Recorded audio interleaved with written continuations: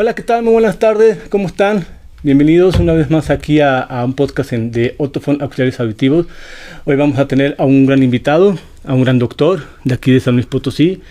Él es el doctor Alejandro Esparza y vamos a dar la bienvenida al doctor. Doctor, muy buenas tardes, ¿cómo está?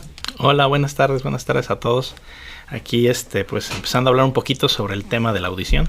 Muchas gracias, doctor. De verdad le agradezco mucho su tiempo, su espacio para poder venir aquí a las oficinas y realizar este podcast, pequeño podcast, una plática amena para hacer que la gente sea un poquito más consciente de la información que deba de recibir, porque mucha gente a veces no sabe qué son lo que vamos a ver. Entonces le agradezco nuevamente y pues vamos a empezar desde el principio, ¿cómo ve? Claro que sí.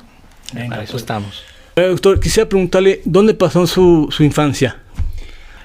Pues aquí en San Luis Potosí. Yo soy nacido de aquí de la ciudad y pues básicamente me la pasé en la ciudad. Okay. Sí. Perfecto. Oiga, doctor, fíjese que yo cuando pienso la palabra doctor o médico, yo pienso que a veces el doctor está encerrado 24 horas tanto en el hospital como en el consultorio. Yo a veces me pregunto si tienen pasatiempos o no pasatiempos. ¿Tiene pasatiempos o tiene algún hobby que usted realice? Pues claro que sí, o sea, los médicos también somos humanos y pues también tenemos que divertirnos, disfrutar la vida. Y en mi caso, pues lo que trato de hacer, que a veces es difícil, pero es el ejercicio, la música, el cine. Okay. Sí, realmente pues igual que cualquier persona, pues tenemos cómo distraernos y es importante para no saturarnos del puro trabajo. Claro. Oiga, aprovechando eso, ¿cómo le fue ahora con el tema del COVID y todo este tiempo? ¿Cómo lo ha llevado ahora en los hospitales? ¿Bien? Pues sí, o sea, gracias a Dios el COVID ha ido avanzando y ya lo hemos conocido cada vez más. Okay. Y ya se ha podido controlar y también la evolución del mismo virus ha hecho que el virus cada vez sea menos agresivo, ya con la vacunación, ya con las medidas que llevamos haciendo, pues realmente ya el cuidado de los pacientes es mejor, okay. Se atienden más rápido y entonces eso hace que pues haya menos casos pues desfavorables, ¿no? Que vayan a fallecer o que tengan complicaciones. Gracias a Dios sí ha habido pues la forma de ayudar a los pacientes y evitar complicaciones. Qué bueno, la verdad que sí. Y aparte sobre todo las vacunas, ¿no? Que ya tenemos el refuerzo, que ya viene el tercero, pero creo que eso ha ayudado todavía, ¿no? Sí, pues sí, esa es una de las cosas que más ha ayudado para evitar que se complique la enfermedad. Claro. Doctor, fíjese que le quiero platicar una anécdota. Cuando estuve de chico, yo creo que tenía unos 10, 12 años. Mi tía era veterinaria, bueno, es veterinaria más bien. Uh-huh. Entonces, pues ya sabe, el famoso cuando está chiquito, ¿qué quiere ser de grande? Quiero ser médico, quiero ser veterinario, quiero ser bombero, etcétera. Entonces, me invitó a una operación. Y yo me puse, ya sabe, la cofia, el guante y no sé qué. Y que llego al lugar de la operación y que me desmayo. No, bueno, o sea, no al día siguiente, pero a las 4 horas dije, creo que esto no es lo mío. Yo le iba a preguntar, ¿desde chico sabía que quería ser doctor o cómo fue que le agarró el gusto de la medicina? Pues bueno, o sea, no tenía totalmente definido que iba a ser médico, pero realmente mi familia es de médicos. Okay. Tanto mis abuelos como mis papás son médicos y pues siempre he estado relacionado con el ambiente médico. Entonces, al final cuando ya tomé la decisión de ser médico, ¿no? Pues realmente ya como que ya era algo que ya tenía desde antes. O sea, la forma de ser, la forma de cómo se comporta un médico, pues ya la tenía desde la familia. Ok, entonces ya como que lo tenía en sangre, podríamos decirlo así. Así es. Mire qué bien. Oiga, ¿y dónde realizó sus estudios? Aquí en San Luis Potosí, la Facultad de Medicina, lo que es Medicina General. Uh-huh. Y después la especialidad de otorrinolaringología fui a Monterrey, en el Centro Médico del Noreste, que es el del Seguro Social. Okay. Ahí estuve haciendo los 4 años de otorrino. Y después me hice una subespecialidad, esa fue en Puebla, que es una de lo que se llama rinología y cirugía plástica facial. ¿Sí? Okay. Y entonces eso es lo que he estado estudiando. Oh, mira, muy bien. Oiga, pero yo le voy a preguntar, de tantas especialidades que hay en la carrera, uh-huh. Al final, ¿por qué otorrino? Pues sí, eso fue muy... Pues fueron las circunstancias realmente, o sea... yo al inicio de cuando empecé a estudiar mi carrera de medicina, pues yo lo que quería ser geriatra. Yo quería ser un médico que cuidara a los ancianos. Y pues sí, o sea, sí me gustaba mucho y me enfocaba en eso. Pero llegó un momento en el que me di cuenta que yo era una persona demasiado obsesiva. Demasiado, pues quería ser perfeccionista y quería pues que mis pacientes se salvaran, ¿verdad? y pues tristemente como geriatra, pues al final ya sabe uno el resultado, ¿verdad? O sea, podemos lograr que se mantenga vivo un poquito más un paciente, pero al final pues terminas perdiendo en mi mentalidad, ¿no? Okay. Entonces, cuando ya fui avanzando a través de la trayectoria de mi carrera, pues empecé a buscar otras opciones. Y realmente la otorrinolaringología es el área que más me gustó porque es una especialidad que todavía no se cierra tanto, ¿sí? Por ejemplo, si uno quiere ser pediatra, pues uno se especializa en niños y ya no ve adultos. Okay. Un ginecólogo, pues ¿qué es lo que hace? Pues se especializa en mujeres, ya no ve hombres. Claro. Un internista, pues se especializa en adultos y ya no ve niños. Y así, o sea, todas las especialidades pues tienen ciertas limitaciones y pues realmente uno estudió mucho, o sea, uno estudió 6 años de carrera en la cual te entrenas para manejar muchas patologías y que al final digas, híjole, no, pues ya más voy a ver el corazón y ya no voy a ver nada más de lo que estudié, como que a mí no me gustaba. Okay. Yo tengo la idea de que es un tratamiento pues integral, aunque yo soy otorrinolaringólogo y como te digo, esa especialidad pues no se cierra. O sea, un otorrino puede ver niños, adultos, ancianos, embarazadas, de todo. Entonces, eso a mí es lo que más me gustó. Y aparte que es una especialidad que tiene tanto una parte médica, donde vemos enfermedades, resolvemos problemas, y la otra parte que es quirúrgica, donde hacemos cirugías y resolvemos problemas quirúrgicos. Y entonces, a mí me gustó mucho esa mezcla de características y por eso me gustó mucho el otorrino y hasta ahorita que ya llevo 10 años ejerciéndola, pues realmente cada vez me gusta más y no me he arrepentido de la decisión que tomé. Mire, qué padre, que muy interesante, la verdad que qué bueno, lo felicito por haber tomado la decisión que se eligió en ese momento y de verdad que bueno. Oigan, quisiera irme un poquito ya al tema más médico. Claro, sí. Le voy a hacer una serie de preguntas. Vamos a darnos un poquito por etapas. Vamos a empezar por los niños. Quisiera que me platicaran qué es la otitis. Si es muy común la otitis en la parte de los niños. En cuestión de la otitis, el término otitis es una inflamación del oído, ¿sí? Y el oído está formado por 3 partes. Tenemos lo que es el oído externo, que es básicamente el conducto y la oreja. El oído medio, que es donde está la membranita y los huesecillos, y el oído interno, que es donde está el nervio con el que escuchamos, ¿sí? Y entonces cuando hacemos el diagnóstico de otitis, pues tenemos que ponerle el apellido. Si es una otitis externa, que es cuando, por ejemplo, se inflama algo que provoca que se inflame el conducto auditivo, por ejemplo, algo muy común en los niños, pues es cuando se meten a nadar. El típico niño que se va a la playa o que se mete a la alberca y en la noche ya anda llorando y gritando porque les duele mucho. Okay. Es una inflamación del conducto auditivo por humedad y eso se llama una otitis externa. Okay. Pero también hay otro tipo de otitis, por ejemplo, la otitis media. La otitis media, pues como lo dice su nombre, es lo que está en medio del oído, donde está la membranita y los huesecillos. Ahí, esa inflamación o esa infección es generada principalmente por problemas de nariz y de garganta, ¿sí? Cuando tenemos una infección en la garganta y no se trata adecuadamente, se puede pasar esa infección a esa área y entonces el paciente pues presenta dolor, inflamación. Okay. A veces una sinusitis. Esa área de la otitis también obviamente lo más frecuente que lo asociamos es a una infección, una otitis infecciosa, ¿sí? Okay. Eso es lo más común que vamos a presentar en los niños, pero también hay otitis alérgicas. O sea, hay una inflamación asociada con alergia. Y esa alergia asociada, por ejemplo, con la nariz, que tienes inflamada la nariz, la garganta, que se te crece una cosa que se llaman las anginas, ¿sí? Que se llama hipertrofia de amigdalina, o un tejido que está atrás de la nariz que se llaman las adenoides. Esos dos tejidos, normalmente cuando uno tiene alergia, se inflaman. Y si un paciente tiene esa alergia constantemente sin un tratamiento adecuado, va a generar complicaciones. Y la complicación más frecuente en los niños de una infección de nariz o de garganta es una otitis media o una inflamación del oído. Y por último, en cuestión de la otitis interna o la otitis de la parte más interna del oído, que es el nervio de la audición, pues también se presenta, pero eso es mucho más frecuente en otros niveles, no tanto en los niños, sino en los adultos.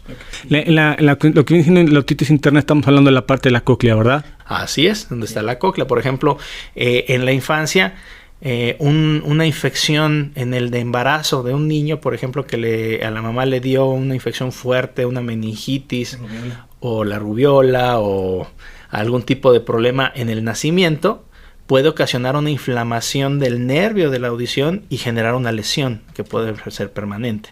Entonces, sí hay infecciones, pero no tanto que, o sea, no son tan frecuentes.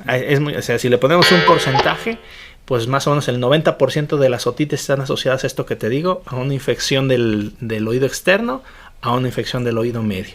Y un 10% de los problemas de audición y eso se asocian a una infección pues de la parte interna del oído. Fíjese que hablando de eso, mi madre tuvo rubiola al embarazo. Y a mí eso fue lo que me afectó mi audición. Pues ya ve. Cosas de la vida. La suerte. Pues sí, cosas de la vida. Uno lo acepta ya a esta edad, pero sí. Oiga, y bueno, y pasando a otro tema, quisiera que me explicara cuáles son los diferentes tipos de hipoacusias. Okay. En cuestión de la hipoacusia, el término hipoacusia es decir que tenemos una audición baja, ¿sí? Esa audición baja puede ser totalmente, o sea, una anacusia, o sea, que es el máximo grado donde prácticamente ya no hay audición, ya no escuchamos nada. Y de ahí a escuchar normal, pues hay muchos tipos de hipoacusia. Ya les había mencionado que nuestro oído tiene varias partes. Cuando la parte externa del oído o la parte media donde está la membranita y el huesecillo está afectada, una de los síntomas iniciales es la pérdida de audición, la hipoacusia. Pero su característica es que la clasificamos como una hipoacusia conductiva. ¿Qué quiere decir eso? Que realmente nuestro oído sí escucha. El nervio está normal, es como el micrófono. El micrófono, pues mientras esté funcionando, pues transmite el sonido. Eso es lo que hace el nervio de la audición. Claro. Pero una hipoacusia conductiva es la que impide que el sonido llegue hacia el micrófono o que llegue hacia el nervio de la audición. Por ejemplo, un tapón de cerilla. Eso puede ocasionar una hipoacusia conductiva, pero también, como habíamos comentado, una otitis externa, una otitis media, una perforación de la membrana, una lesión de los huesecillos. Todo eso que afecte el oído medio y el oído externo se van a caber en ese espacio que se llama hipoacusia conductiva, de conducción, que no se puede transmitir el sonido. Y el otro tipo de hipoacusia que hay es lo que se llama la hipoacusia sensorial. ¿Sí? Esa hipoacusia sensorial, básicamente ahí es cuando lo que está afectado es el nervio de la audición, es cuando el micrófono ya no funciona. Y entonces ahí es cuando ya tenemos, aunque tengamos muy bien funcionando nuestro conducto auditivo, nuestra membrana, nuestros huesecillos, toda la parte mecánica está funcionando, pero el micrófono no funciona o el nervio de la audición no funciona, pues entonces prácticamente tenemos una pérdida de audición, pero su característica es esa, que el nervio es el afectado. Y esto es importante determinarlo, ¿por qué? Porque cada uno tiene su tratamiento diferente. La mayoría de las hipoacusias conductivas podemos resolver el problema con una limpieza del oído, por ejemplo, con un control de una infección. Podemos llegar a hacer una cirugía para reparar esa parte mecánica, ¿sí? Pero cuando ya estamos del otro lado, cuando estamos en una hipoacusia sensorial, realmente, aunque tengamos el mejor sistema o las mejores características de nuestra parte mecánica, no nos va a dar el beneficio. Y entonces en estos casos es cuando tenemos que utilizar un auxiliar o utilizar una forma de tratar de sustituir el micrófono. Lo más común, lo más frecuente es utilizar un auxiliar auditivo, el aparato para escuchar. A veces hay pacientes en donde pueden ser candidatos a cambiar el micrófono, que eso se le conoce como un implante coclear, que es un nivel más alto de manejo en cuestión de problemas de audición. ¿Y hay hipoacusias mixtas, tanto conductivas como...? O sea, no todo es blanco y negro, sino es una escala de grises. O sea, hay personas que una infección fue tan fuerte que les lastimó la parte mecánica, pero llegó a lastimar también la parte nerviosa o sensorial del oído. Entonces, hay personas que tienen el problema de las dos cosas, tanto conductiva como sensorial. Y a eso se le conoce como una hipoacusia mixta. Muy interesante. No, la verdad, súper bien. La verdad que todo lo que me está explicando lo estoy entendiendo súper bien. La verdad que muchas gracias ahí por esa buena información. Yo le iba a preguntar, a los pacientes que ustedes reciben, que llega a detectar que tiene, que no escucha bien o que tiene algún problema de audición, ¿los recomiendan ampliamente, automáticamente que usen auxiliares auditivos o no? ¿Cuál es su procedimiento? Obviamente el manejo de una persona que no escucha bien, ya hay protocolos estandarizados, cosas establecidas, pero obviamente el criterio médico es el más importante. ¿Y de qué depende? Pues de todo esto que hemos platicado. Lo primero que tenemos que hacer cuando llega un paciente que no escucha bien es determinar cuál es la causa, ¿sí? No, pues es una infección. Fíjate que está lesionada la membrana timpánica y por eso no oye. Fíjate que está todo bien, pero el nervio es el que no funciona, ¿sí? Y cada una de estas características que estamos determinando, pues tiene alguna indicación. Hay pacientes que, por ejemplo, como te decía, te limpiamos el oído porque tienes un tapón de cerumen, pues ya vas a recuperar la audición. O sea, un tapón de cerumen, por ejemplo, nos baja de un 20 a 30% la capacidad de audición. 20-30%. Por ejemplo, un niño que tiene una infección en el oído, a veces se les pasa, se toman un tratamiento, se quita la infección, pero queda un moco atrapado dentro del oído. ¿Sí? Mucosidad, ¿no? Una mucosidad. A eso se le llama como una otitis media serosa, en la cual ya no hay dolor, ya no hay infección, ya no hay molestias. La única molestia es que como está lleno de moco ese oído allá adentro, la audición ha bajado. Y cuando ya se sabe que cuando está afectada esa parte de la membranita, de los huesecillos, podemos tener una pérdida del 10, 20 o hasta el 30% de la audición, ¿sí? Y eso ¿en qué va a repercutir? Pues en su capacidad de entendimiento. O sea, hay un problema en el aprendizaje, hay problema en el retraso del lenguaje, ¿sí? Entonces, a veces algo tan sencillo como una infección nos puede ocasionar todo este problema. Entonces, cuando ya determinamos la causa del problema, si es algo mecánico, pues por lo general la decisión es corregir ese problema mecánico. Oye, pues tiene moco en el oído, pues le hacemos una perforación, limpiamos ese moco, reparamos eso. Sabes que tienes un tapón de cerilla, etcétera. Pero hay pacientes en los cuales la pérdida auditiva no es de este tipo. Ya hablamos que es una pérdida auditiva de tipo sensorial, en donde está afectado el nervio, ¿sí? Y en estos casos, realmente podemos tener todo el sistema auditivo funcionando, pero el problema es que el micrófono o el nervio de la audición no lo detecta adecuadamente. Solo detecta un 10% o solo detecta un 30%, etc. Algo importante que hay que mencionar es que a veces la pérdida auditiva no es total.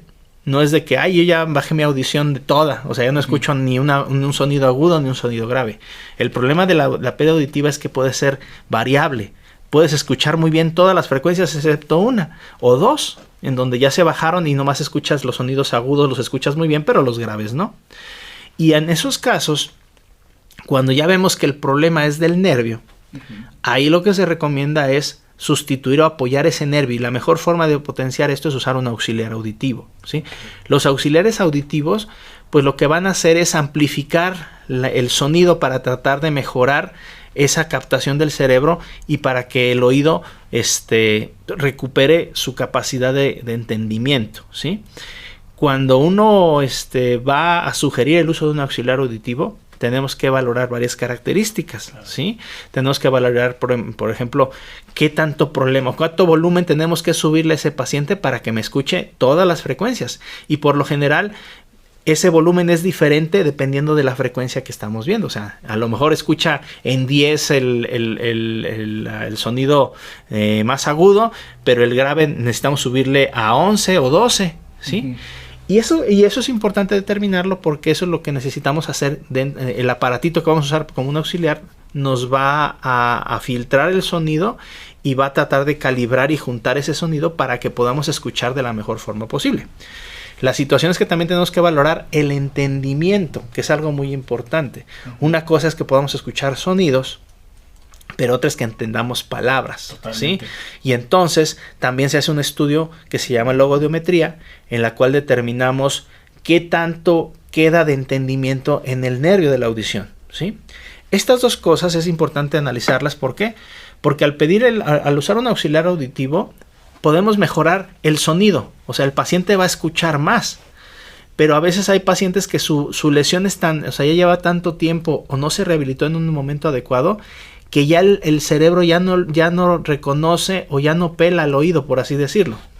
Entre más nos tardemos en rehabilitar el oído, más difícil va a ser rehabilitarlo, porque nuestro cerebro cada vez va a ser menos atento a ese oído. Yo les digo a los pacientes que es como un ejemplo de que digo, ¿sabes qué? ¿Qué pasa si tú no mueves el brazo izquierdo durante todo un año? No lo vas a mover para nada.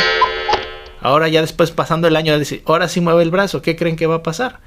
Pues básicamente va a ser más difícil, o sea, hasta levantarlo, escribir, agarrar un vaso. ¿Por qué? Porque llevamos un año sin utilizarlo y nuestro cerebro ya se acostumbró a no usarlo, ¿sí?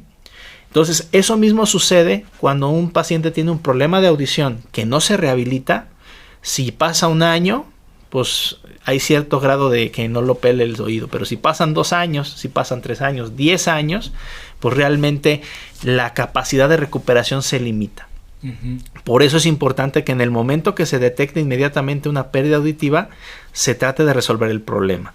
Haciendo el problema quirúrgico, resolviendo los problemas quirúrgicos, y si no, si ya vemos que hay una secuela o que hay una lesión del nervio, inmediatamente rehabilitar ese oído para recuperar esa pérdida y que el cerebro nos reconozca ese oído. Yo siempre he pensado que es como un músculo el cerebro, ¿no? ¿Sí? O sea, como le explicó ese ejemplo del brazo, ¿no?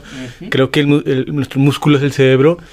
¿Usted sabía que la gente tarda 7 años en reconocer que no escucha? Porque pasa, o sea, y no se da cuenta.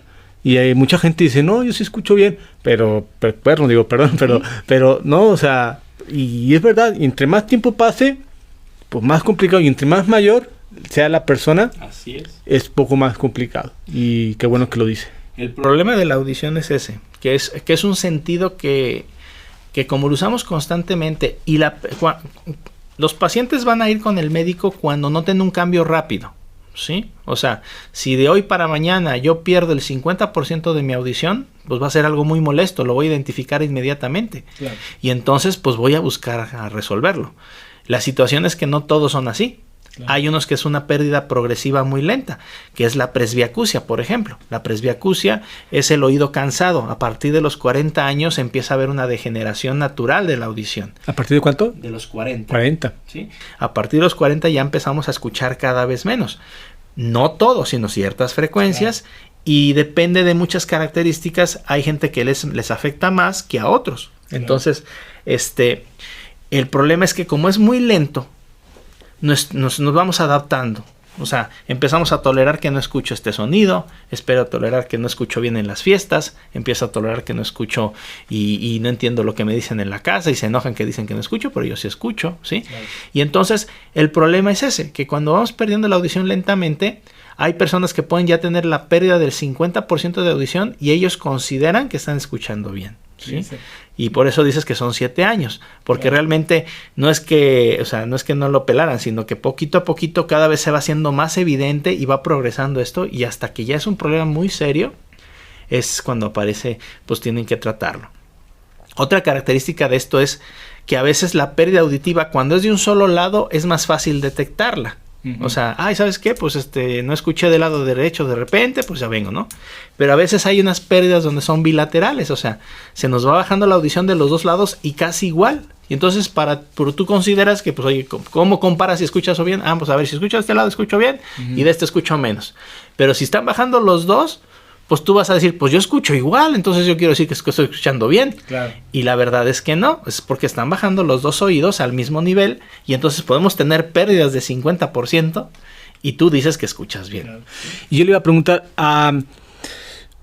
¿usted recomienda, vamos a poner, es que ahorita dijo, si yo escucho de un lado, que es más fácil detectarlo que de los dos, aunque escuche de un lado mejor que del otro, recomienda que use 2 aparatos o uno? Lo recomendable en el mundo donde no importa el dinero, obviamente, pues si no dependiera de que, oye, pues sí tengo el recurso para comprarlo, ¿no? La indicación médica es tener la mejor calidad de audición. ¿Y cómo va a ser esta mejor calidad? Tener la mejor audición bilateral, ¿sí? Por eso tenemos 2 oídos. Algo que yo les digo a los pacientes es como los lentes. O sea, a ver, pues veo más o menos bien con el ojo derecho y con el ojo izquierdo veo un poquito más. Entonces, si tú le dices al oftalmólogo, oiga, pues nomás arrégleme el ojo izquierdo, o sea, póngame el lente del ojo izquierdo y el derecho no, ¿qué va a pasar? Pues realmente a lo mejor sí ves mejor, pero realmente no es la mejor calidad, no vas a ver una tridimensionalidad, vas a batallar en caminar y eso. Eso sucede igual con los oídos.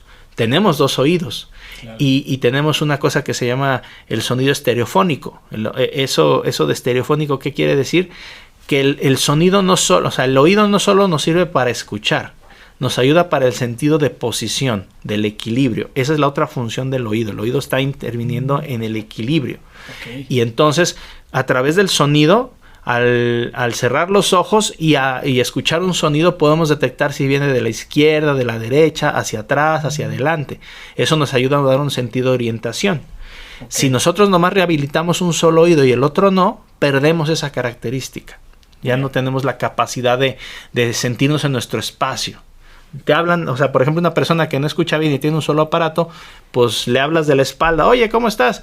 Va a escuchar a lo mejor el sonido, pero no va a saber de dónde viene. Claro. ¿Sí? En cambio, si tiene sus dos oídos en una función adecuada, pues entonces le van a decir la misma prueba y él va a identificar que el sonido viene de la parte de atrás o de la parte de adelante, hacia arriba, hacia abajo. Claro. Sí, una de las cosas que le pasa a una persona, bueno, en mi caso, que yo tengo una pérdida auditiva, pues yo le podría decir que aún con el aparato, a ver, sí puedo entender mejor, pero sí todavía cuesta trabajo saber de dónde viene, que es una cosa natural de una persona que no escucha bien, porque incluso cuando uno no escucha bien, suele sentarse, por ejemplo, en mi caso, sí, ahorita estamos de frente, pero si estuviéramos en un restaurante, yo me sentaría del lado derecho tuyo, o si vamos caminando a la banqueta, del lado derecho. ¿Por qué? Porque es donde yo escucho más. Y mucha gente pues lo hace por inconsciente, ¿no? Sí. Pero y qué bueno que comenta eso si tiene el presupuesto, ¿no? Obviamente, si tiene el presupuesto y lo puede hacer, pues qué mejor que use los dos aparatos, ¿no? Porque sí es un punto importante tocarlo, porque mucha gente también no tiene esa posibilidad. Y también yo creo que es importante decirlo que se compre el aparato también de acuerdo a su bolsillo. Si va a invertir tantos pesos por uno muy bueno, pues mejor invierte la mitad, pero cómprate dos, ¿no? Creo que es lo mejor. Es mejor calidad tener dos auxiliares que te apoyen en los dos oídos a tener un auxiliar que tenga mucha calidad, claro, y que el otro también esté deficiente. Por supuesto. Sí, entonces sí es importante, y por eso pues cuando ya se determina la necesidad de usar un aparato, pues hay varias cosas que hay que analizar, claro, para ver cuál es la mejor característica. Por eso hay muchos tipos de aparatos. Claro. Totalmente.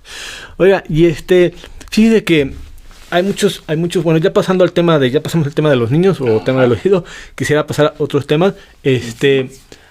Hay mucha gente que tiene tinnitus o acúfeno. ¿Por qué se desarrollan? Y una vez que se desarrollan, ¿se puede eliminar totalmente o no?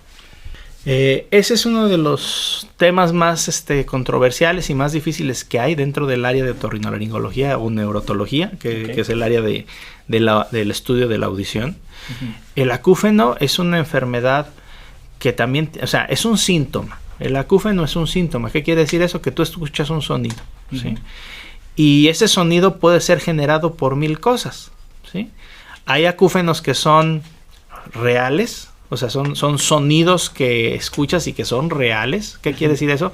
Oye, pues estoy escuchando un latido de mi corazón, o fíjate que mastico y oigo mis dientes cuando mastico, o fíjate que respiro y escucho mi respiración en el oído, ¿sí? O sea, sí está el sonido, se genera, pero normalmente no lo escuchamos. ¿Y por qué no lo escuchamos? Porque nuestro sistema de audición está diseñado para que no escuchemos cosas que no necesitamos.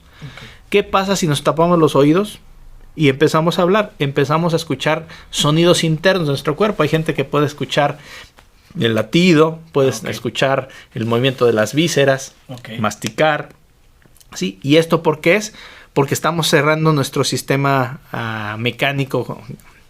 Eso que les mencionaba de la membranita timpánica, lo que es el huesecillo, esa es una parte, es un amplificador.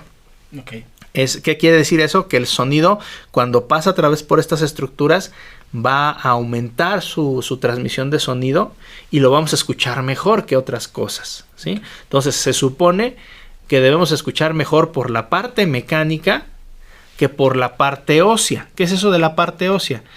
Yo también puedo estar pegado, por ejemplo, a la pared y escuchar un sonido que se transmite a través de la pared.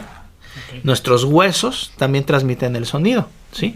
Pero lo transmiten más lento que la parte de la membranita y los huesecillos, que es la parte mecánica.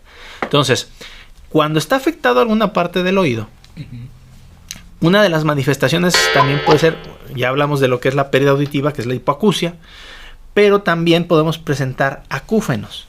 Okay. Esos sonidos, como les digo, pueden ser reales, pero esos reales pues casi siempre los resolvemos al resolver el problema que generó la pérdida auditiva. Por ejemplo, si hay una inflamación del oído, puedes tener un zumbido, pero si lo controlamos esa inflamación y quitamos esa inflamación, pues ya se va a quitar ese zumbido, ¿sí?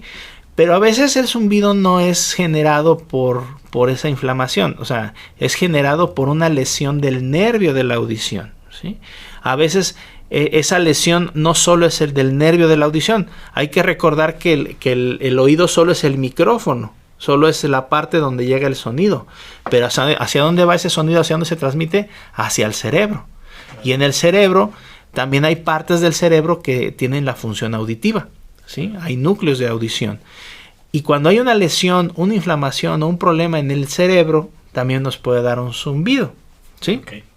Entonces, de un zumbido que es real, que es lo que hemos visto casi siempre, pues resolviendo un problema físico lo resolvemos, hay zumbidos que no son reales o que no son generados por algo externo o por algo interno de nuestro cuerpo, sino que es un zumbido que ya está dentro del sistema auditivo. O sea, okay, el zumbido puede ser generado por una cosa que se llama la cóclea, que es el caracol, puede ser generado por una lesión del nervio de la audición, puede ser generado por una lesión a nivel del cerebro, donde están la parte de los núcleos auditivos, ahí también puede generar, y todos esos van a necesitar un zumbido, ¿sí? Okay. Y todavía existe otro tipo de zumbido, que es el zumbido psicológico, ¿sí?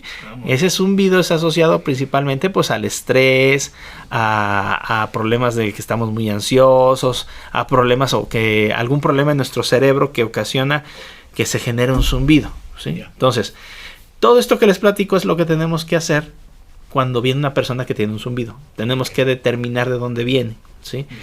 Y ya determinando dónde viene, pues vamos a poder ofrecer un tratamiento. Hay zumbidos o acúfenos que sí se pueden quitar. Pero cuando estamos en esta situación donde está afectado el nervio, el micrófono que escuchamos, o el cerebro, a veces esos zumbidos son manifestaciones de lesiones de la vía auditiva, o sea, del nervio. Así como habíamos hablado de la hipoacusia sensorial, muchas veces una hipoacusia sensorial, o sea, una hipoacusia donde el nervio es el que está lastimado, casi siempre se acompañan con zumbido, okay, porque el zumbido es la manifestación física de una lesión del nervio. Okay. Yo les digo que es como una cicatriz. Yo me corté la mano, sale una cicatriz.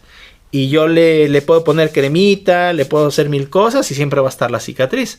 Puedo hacer que me la operen otra vez, pero a lo mejor es más chiquita la cicatriz, pero ahí sigue.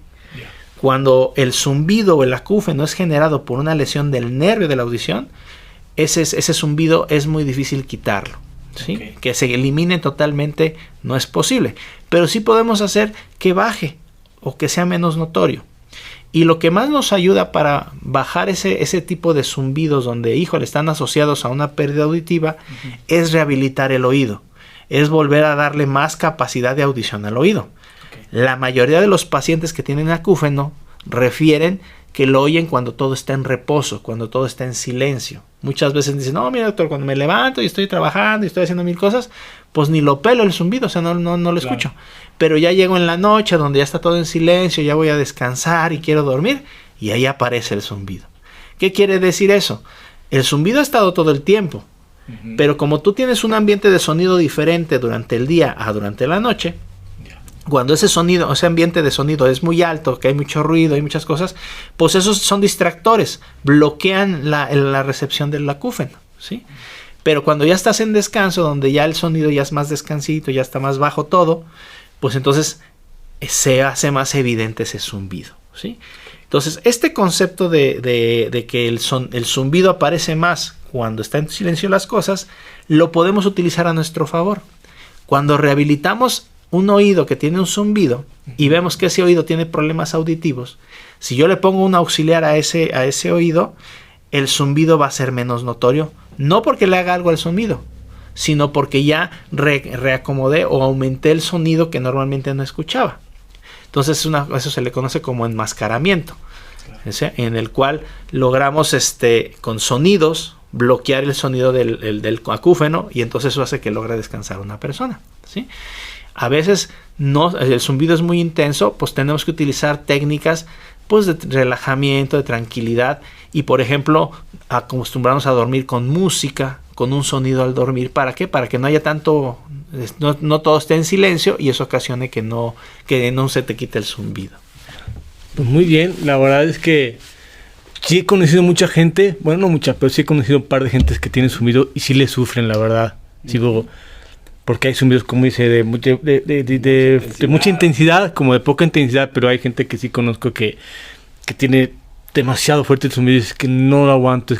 Y bueno, pues yo en lo particular o en lo personal no he sufrido de eso, que bueno, pero porque sí he llegado a saber que puedes llegar hasta tener migraña y cosas acá. Sí, sí es una causa de suicidio. Sí, el suicidio. O sea, hay gente que prefiere suicidarse que sigue escuchando el sonido. O sea, se ha descrito casos así. Y como les digo, o sea, cada año hay un curso que se llama acúfeno, y son 3 días o 4 días de hablar de puro zumbido, y todavía no hay un tratamiento totalmente establecido. O sea, a unos pacientes les sirve una cosa, a otros les sirve otra, ¿sí? A otros, pues la terapia, la que más ha funcionado es una terapia que no peles el zumbido. O sea, pues ahí está, pero claro, cada vez que lo menos ignorar, pues empieza a ser menos notorio, ¿sí? Interesante. Interesante. La verdad es que súper interesante. Y no sabía que podías llegar hasta que viera esos cursos que me comenta, o que que el tema fuera tan relevante, pues. Sí, o sea, se han estudiado, hay gente que toda su vida se ha dedicado a tratar de controlar el zumbido y todavía no se puede controlar. O sea, hay cirugías así experimentales donde dice el paciente, ¿sabes qué? El zumbido es tan insoportable que prefiero quedarme sordo. Entonces, opérame para que ya no funcione el oído. O sea, quítame el oído, opérame, o sea, mata el nervio. ¿Y cuál fue el resultado de eso? Se quedó el zumbido. O sea, ya no oyó y el zumbido se incrementó. Si es causa psicológica fuerte. O sea, entonces, le digo, o sea, hay opciones así que se han tratado de hacer. Por ejemplo, ahorita con los implantes cocleares, que son otro tipo de aparatos que son para escuchar, se ha visto que también se pueden utilizar para ciertos tipos de acúfeno. Okay. O por ejemplo, hay muchas cosas. O sea, el acúfeno es como tiene una fisiopatología, o sea, la generación de ciertos zumbidos en el cerebro se pueden comparar como una arritmia en el corazón. Okay. Sí, o sea, en el corazón de repente el corazón late muy acelerado y luego como que late despacito, como que se descompone la parte del corazón donde se controla el ritmo del corazón, ¿sí? Y entonces, ¿qué hacen cuando pasa eso? Pues se pone un marcapaso. O sea, se pone un marcapaso que te está controlando el latido del corazón y ayuda.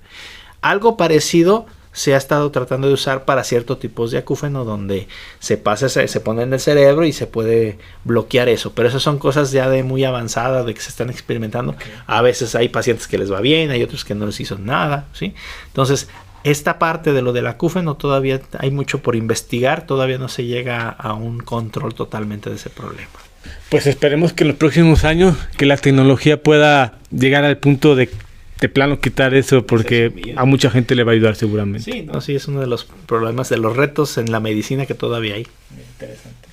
Oigan, y pasando a otro tema, quisiera saber qué es la microtia y cuáles son sus síntomas que puede tener una microtia. La microtia es un problema congénito. Eso quiere decir que es generado en el nacimiento, durante el desarrollo del embarazo. ¿Qué es la microtia? Es cuando tenemos un problema de que no se desarrolló adecuadamente el conducto auditivo o la oreja, ¿sí? Uh-huh. El problema de desarrollo puede ser tan sencillo que el único que no se nos formó fue el pabellón, pero todo lo demás se formó bien.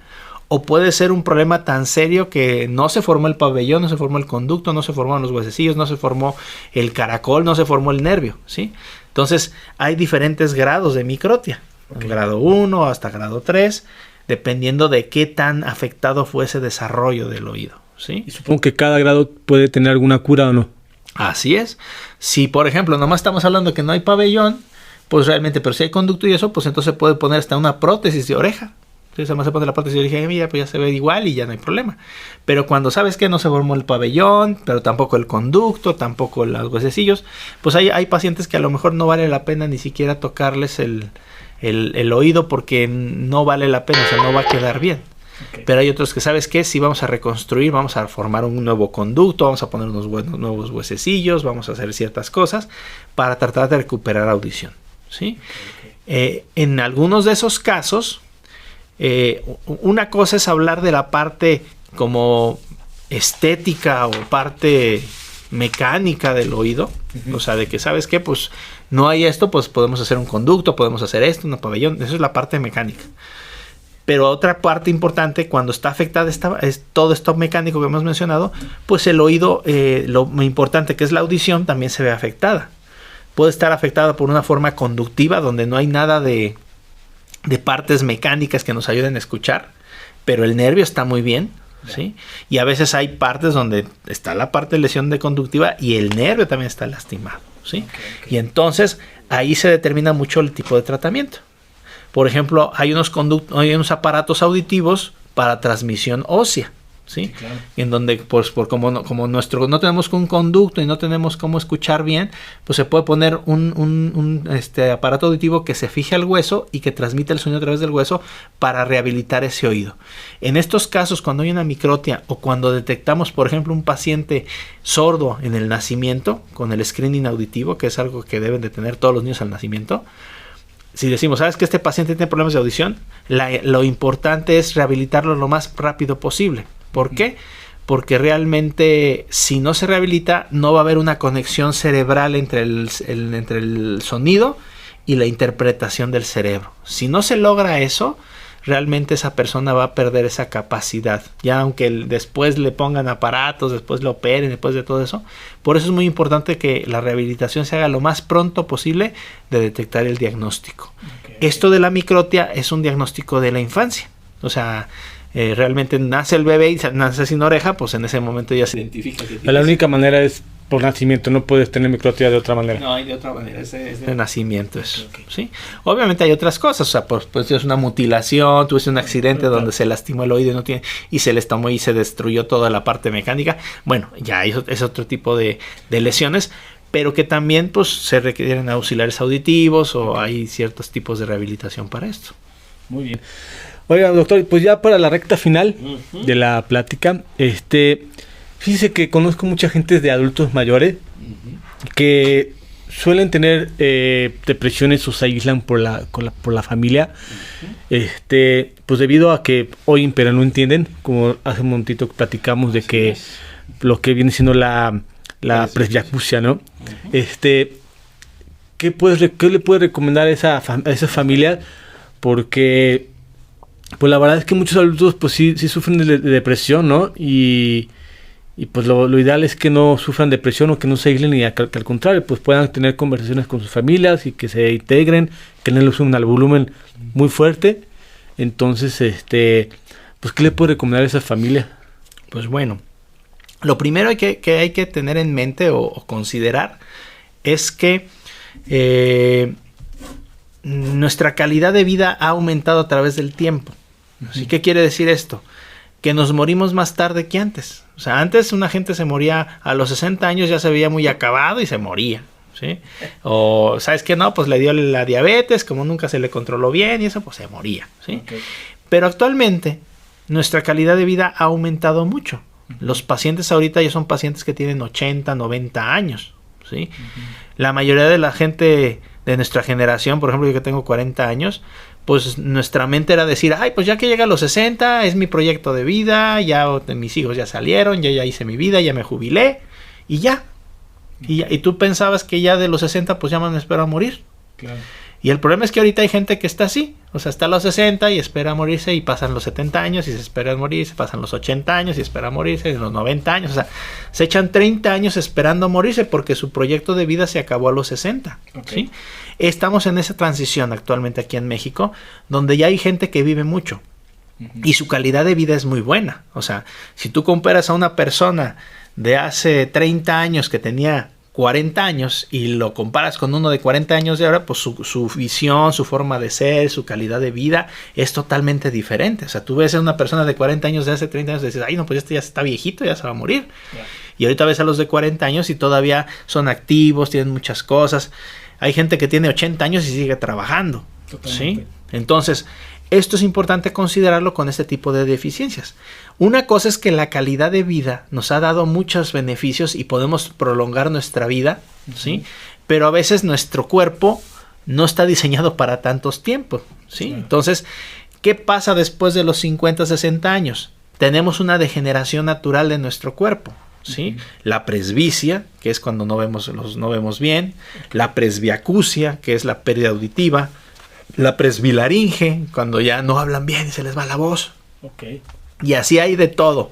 Pues ya no puedo doblar los brazos, ya no puedo correr, ya no puedo agachar. Nuestro cuerpo empieza a tener deficiencias, ¿sí? ¿Y qué es lo que está haciendo la medicina en ese nivel?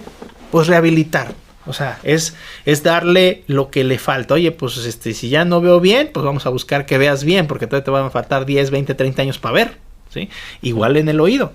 Si no estás escuchando bien, pues tu calidad de vida se va a ver diezmada. ¿Qué quiere decir eso? Que realmente vas a escuchar menos, y el escuchar menos es socializar menos. El problema de no ver es que pues tú no puedes moverte, no puedes interactuar, o sea, ya es algo muy, muy feo, ¿no? Solo, prácticamente. Ajá, el no ver. El no oír no es igual. El no oír, pues sí puedes estar ahí moviéndote, sí puedes estar pues ahí viendo con lo que ves y ahí te ayudas. Pero el problema es que la socialización depende de la audición. O sea, si tú quieres escuchar a alguien, la comunicación, o sea, hacer una conversación, lo que estamos haciendo ahorita, hablar y eso, pues lo estamos haciendo a través de ese sentido, claro, de la audición. Si lo vamos perdiendo y nos estamos acostumbrando a no usarlo, pues entonces empieza a cambiar nuestra vida. Es el típico paciente, como mencionas, en la familia, pues el abuelito, pues ya lo cuida en la casa. Oye, pues vamos a la fiesta. No quiero ir. ¿Por qué? Pues no entiendo nada. ¿Qué voy? Oye, pues ya ni sale del cuarto. O sea, ya ni siquiera viene a comer. ¿Por qué? Pues porque, pues, ¿qué voy? No escucho nada. Ya no prende la tele, porque pues ya no oye, ya no pone el radio. Y no se la pasa sentado, ¿sí? Entonces, obviamente eso genera una depresión. Totalmente. ¿Sí? Y realmente lo más importante de esto es que esa depresión es generada por una buena razón, porque no escucha. Pero ese problema se puede resolver con un aparatito, la mayoría de las veces. En un 80%, usando un auxiliar auditivo, le recuperamos el 100% de la audición, y entonces no solo recuperamos audición, recuperamos libertad, porque el paciente ya puede salir a la calle, recuperamos socialización, porque ya no lo regañan en la casa porque no entiende, y que pues te dije, sí, papá, que quién sabe qué, habíamos dicho que íbamos a venir y tú no nos hiciste caso. Sí, se vuelve a integrar a la familia, ¿no? Se hace una integración de la familia, empieza a regresar a los gustos que tenía. Si te gustaba la música, pues empiezas a oír tu música. Si te gustaba ir al teatro, pues te vas al teatro. Si te vas a la iglesia, ¿sí? Todo eso se recupera utilizando el auxiliar auditivo. Claro. Y muchos, cuando llegan los pacientes conmigo que ya están grandes, pues su primera respuesta es decir, no, pues ¿para qué? Si ya estoy viejo, ya me voy a morir. Ya ¿para qué me ponen un aparato? Y a los 10 años le digo, bueno, ¿necesitas el aparato otra vez? No, pues ya sigo estando viejo y me voy a morir. Y pues sí, el problema es que no se muere. Claro. ¿Por qué? Porque la calidad de vida, como te menciono, ya ha prolongado mucho. O sea, los pacientes van a empezar a tener problemas de audición, como te menciono, a partir de los 40 años. Pero ya que es una deficiencia muy evidente, pues pueden pasar 10 años y todavía escuchar más o menos bien. No, y como dice, 10 años que no lo aprovechó. Que no lo aprovechó. O sea, pues, como dice, ¿no? Ya pasó 10 años, pues sí, vivo, pero pues hubiera podido usar 10 años y ahorita su audición podría estar mejor, ¿no? Yo les explico eso. Mira, tú tienes un problema de audición, pero el aparato te sirve. Claro. Y otra cosa es, te lo necesitas, ¿sí? A esas son dos opciones. Una cosa es que te sirva, o sea, tú sigues escuchando bien, pero si te pones el aparato, vas a tener mejor calidad de audición, vas a tener más eficiencia, aunque tú escuches sin el aparato, pero te realmente mantienes ese estímulo cerebral para que tu cerebro siga detectando y siga estimulándose con el sonido. Como un músculo, como mencionábamos. Y ya lo necesitas es cuando tenemos una pérdida mayor del 50%. O sea, ese paciente ya no escucha. O sea, ya se considera que ya no escucha. Una persona que ya perdió el 50% de la audición. Y entonces ahí ya se necesita. O sea, ya no es de que sí o no, sino hay que ponérselo porque pues si no, no le va a funcionar su audición. Entonces, pero de las dos opciones, pues realmente rehabilitamos y nos mejora mucho. Sí, totalmente. Y la verdad es lo que mejor, lo que recomendamos a la gente mayor que venga, que se ponga el aparato para que se puedan integrar. Y algo que si quisiera yo poder también comentar es que una vez que se pongan el aparato, cuando son sobre todo adultos mayores, pues que tengan paciencia. Porque también mucha gente piensa que me voy a poner el aparato y ya voy a escuchar inmediatamente. No, espérame. O sea, no es como también ponerse unos zapatos y ya me los puse y ya. También, como todo, es volver a hacer que trabaje el cerebro, a volver a escuchar, a reconocer o volver a reconocer esos sonidos que olvidó, porque mucha gente piensa eso, me los puse, pues no me dijo que iba a escuchar. No, pues sí, pero a ver, todo tiene un proceso. Eso se llama rehabilitación auditiva. Totalmente. O sea, una rehabilitación lo entendemos más fácil cuando se nos lastima un pie. Oye, tengo un yeso y me lastimé y ya me quitaron el yeso y ahora empieza a mover. Ay, pues ya no lo muevo igual. Bueno, pues tienes que empezar a moverlo, a ver, sube la pierna, dobla los ejercicios y te tarda un proceso, o sea, te tardas 1 mes, 2 meses, 3 meses en que ya puedas correr y patear balones y todo eso. En la audición es algo muy similar. Nosotros rehabilitamos el oído, se le pone un aparato auditivo, llega el sonido al cerebro, pero ya les había mencionado que el cerebro, entre más tiempo te tardes, menos pela el sonido. Entonces, es un proceso para que el cerebro vuelva a aceptar a ese sonido. Ese periodo de adaptación es de 3 a 6 meses. Totalmente. ¿Sí? Entonces, eso hay que entenderlo cuando uno va a adquirir un aparato auditivo, decirle, ¿sabes qué? Pues sí vas a tener el aparatito, pero tienes que empezar a reeducar otra vez a tu cerebro, a escuchar el sonido, a usarlo. No escuchabas las llaves o sea, algo muy típico es que dicen, no, pues como no escuchaba nada. Y no escucha el pajarito, pues y ahora ya pones y ahora escuchas los pajaritos bien fuerte. ¿Por qué? Pues porque llevas 10 años sin escucharlos. Totalmente, sí, totalmente. Entonces, ¿qué va a pasar cuando tú lo estás escuchando? El cerebro va a empezar a hacer una cosa que se llama discriminación auditiva. Va a determinar qué sonidos son los importantes y cuáles no. Claro. Por ejemplo, ahorita están escuchando este podcast, están escuchándome a mí, pero por ejemplo están ahí en su casa y a lo mejor está el camión afuera o están lavando la ropa y eso, pero ustedes están concentrados en mi voz. Y tu cerebro hizo una discriminación. Bloqueó los sonidos que no me interesan y escucho los que sí me interesan, ¿sí?